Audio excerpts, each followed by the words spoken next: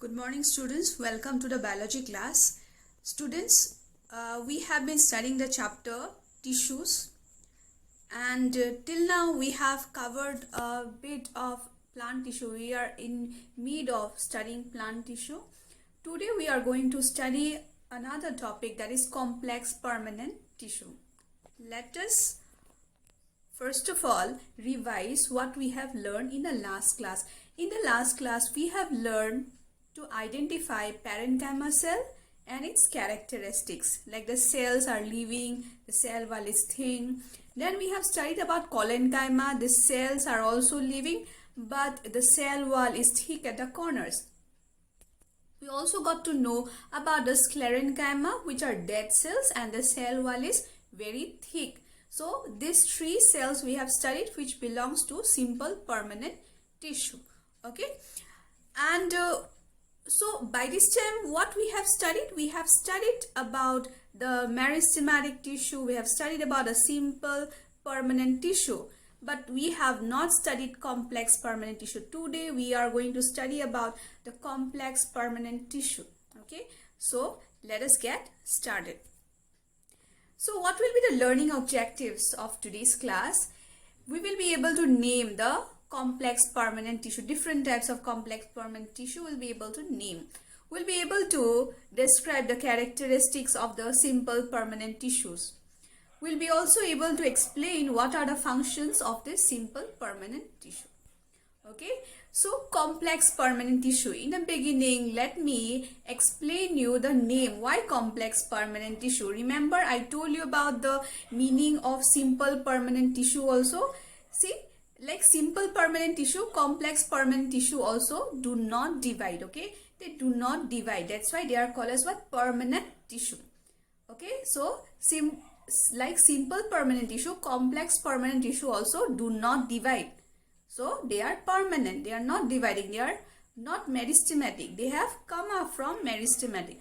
Now let me explain you why they are complex, not simple. See, simple permanent tissue, I told that they are all made up of what? Only one type of cells. But complex permanent tissue, they are made up of more than one type of cells, but they are what? In a group. Then why do we call them tissue?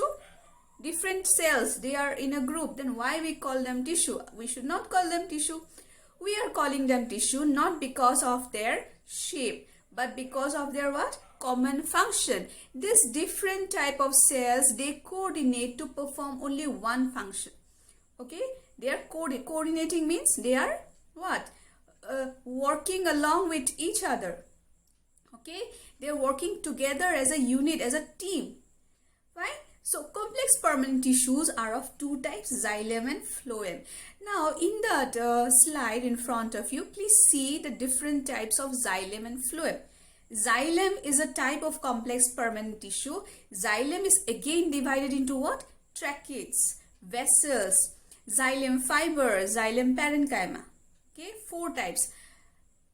Tracheids, vessels, xylem parenchyma, xylem fibers. Now come to phloem. Phloem again divided also what? Four types. Phloem is divided into sieve tubes, companion cells, phloem parenchyma and phloem fibers. Okay. Now let us take the characteristic of xylem. Okay. Again I'll tell you, xylem is a type of what? Complex permanent tissue. This xylem do not divide. Okay, and they are a group of cells. Xylem is not one kind of. Xylem do not consist of one kind of what? Cells. Xylem consists of more than one kind of cell. Four types of cells. Okay.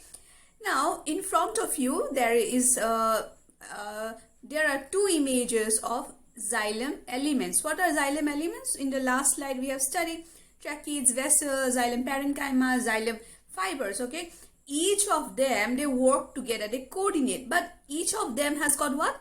Their own specific functions also. Let us know their shape and functions, okay, individually. Tracheids and vessels, you can see in that image, they are what? Tubular cells which are like tube, not spherical, not hexagonal. Okay, they are what? Elongated like tube.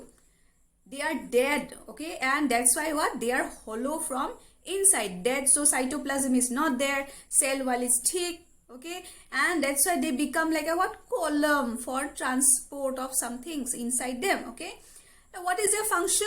Tracheids and vessels. Tracheids and functions plays the function of what, xylem. Okay, tracheids and vessel, what they do, they are involved, or they do the vertical transport of water and minerals. Vertical, that to upward. Okay, from roots to the stems, leaves, fruits, wherever water and minerals have to be transported. Who is doing that function? Xylem. But among those elements of xylem, who is doing mainly? Tracheids and vessels. Then what are the functions of parenchyma? Xylem parenchyma. Xylem parenchyma may not involve directly in the transport function, but xylem parenchyma stores food and give the food to the tracheids and vessels, because tracheids and vessels are dead cells. They cannot make their own food. So xylem parenchyma provide the food to tracheids and vessels. Then lastly, xylem fibers. What is their function? Xylem fiber, they provide what, support to the plant, because these are fibers. Fibers are very thin, you know, fibers, very thin, dead cells. They do not have empty space. The empty space, the space which is filled by cytoplasm, it's like lost. It's not there. It's covered by the cell wall. So thick cell wall they have. That's why these fibers are very strong, and then they can give what? Support to the plant body. Okay. So xylem, I explained you about what? The elements and their structure and function. Okay.